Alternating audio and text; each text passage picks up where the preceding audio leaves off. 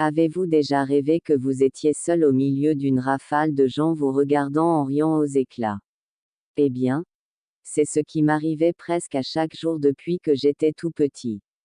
Tout avait commencé plus précisément lors de mon entrée au secondaire. J'avais tout de suite su que j'allais être la risée de toute l'école. Dès mon premier cours, la plupart des élèves de ma classe étaient devenus mes pires adversaires. Le soir, après l'école, ils me donnaient rendez-vous derrière l'école dans la cour de récréation et me ridiculisaient. La plupart du temps, ils m'amenaient dans un coin et me battaient tour à tour comme une pauvre bête. Je ne résistais pas longtemps et je déguerpissais, honteux de rage.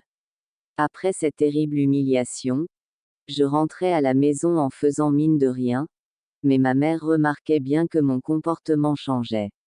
Elle se mit donc à se poser de sérieuses questions à mon sujet. Un jour, elle osa m'en parler, mais je ne lui racontai rien. De toute façon, c'était de ma faute si je me faisais battre? Non. J'étais un adversaire piteux. Avoir été un peu plus intelligent, peut-être aurais-je trouvé le moyen de me sortir de ce mauvais pas. Ce n'était malheureusement pas mon cas. Il finirait bientôt par m'oublier, du moins, je l'espérais. Des mois passèrent et ma situation n'avait toujours pas changé. Miraculeusement, un jour, je fis un rêve fantastique. Mes ennemis étaient tous par terre et je les dominais entièrement. Ils avaient tout l'air minable et je m'en réjouissais. Est-ce que c'était l'image qu'ils voyaient de moi en temps réel? Je réalisais, ce jour-là, à quel point j'étais un adversaire faible et facile à vaincre. Je ne pouvais plus accepter ces pauvres images de moi. Tout ce qu'il me manquait, c'était un peu de confiance en moi et, désormais, j'allais en avoir.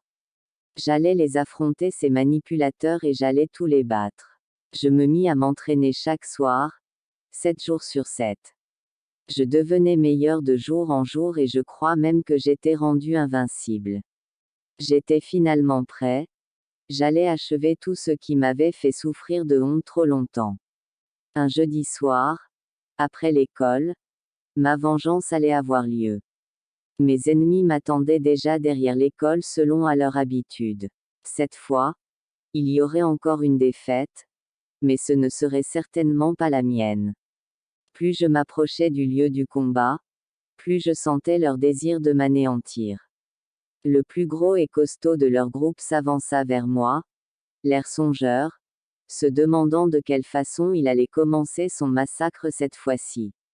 Je ne lui laissai aucun temps de répit, je sortis toutes mes tactiques et le battis fièrement. Les autres y passèrent tour à tour sans aucune pitié de ma part. Je venais de mettre fin à toutes ces années de souffrance.